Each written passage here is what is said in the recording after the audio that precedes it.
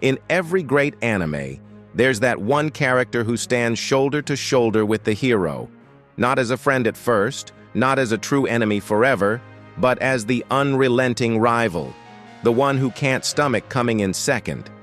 And if you trace that fire back to its source, you'll find Vegeta, the prince of all Saiyans from Dragon Ball. He's not just Goku's foil, he's the blueprint for the proud, pride-wounded challenger who defines so many modern rivals. Vegeta isn't content with being strong. He needs to be the strongest, because anything less wounds his royal ego, his sense of self. That mix of arrogance, inferiority complex, eventual grudging respect, and hard-earned growth has echoed through other characters. Take Shadow the Hedgehog from the Sonic series.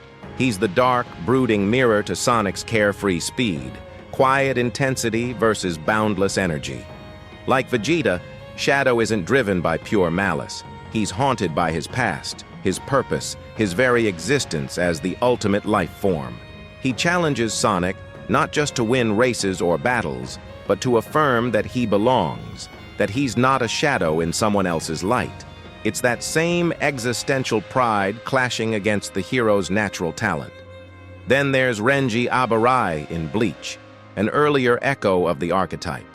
Renji struts in with unshakable confidence, convinced he's above Ichigo from the moment they meet. Defeat after defeat chips away at that bravado, but instead of crumbling, it fuels a quieter obsession, catching up, proving he's worthy. His rivalry softens faster than Vegeta's ever did. Renji becomes more ally than eternal challenger, but the core spark is identical, pride shattered and rebuilt through competition. Sato Kaiba from Yu-Gi-Oh! Takes that pride and weaponizes it in a different arena. No fists or Kai blasts here, just cards, strategy, and sheer willpower. Losing to Yugi isn't a tactical slip. It's a personal assault on his self-made empire and genius. Kaiba's refusal to bow, his endless drive to dominate and innovate, mirrors Vegeta's royal disdain for anyone who dares outshine him. Both would rather burn the world down than accept second place. Hiei from Yu Yu Hakusho strips the archetype to its coldest essence. Silent, deadly, and unapologetically ruthless, he starts as a threat to Yusuke before grudgingly aligning with him.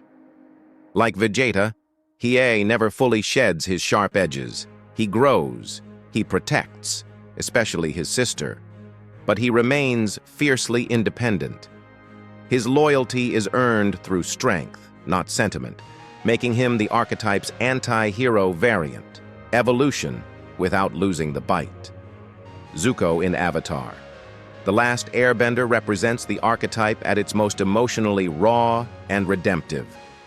His pride isn't raw power, it's honor, legacy, and the desperate need to reclaim his worth after exile and shame.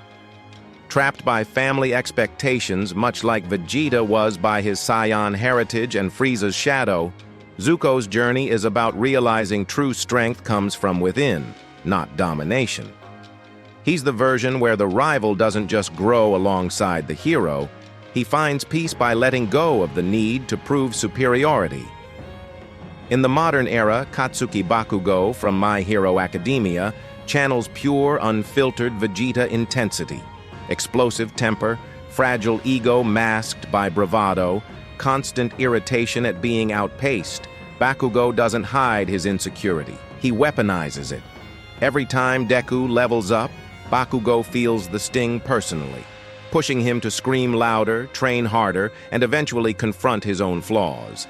It's Vegeta's internal war laid bare in a high school hero setting, terrifying vulnerability wrapped in rage.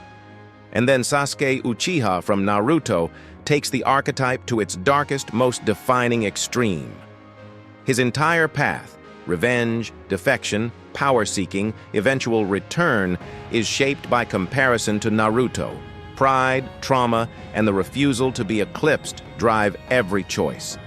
Sasuke isn't just a rival, he's the emotional core of the story, much like Vegeta became indispensable to Dragon Ball. The rivalry isn't side content, it's the heartbeat.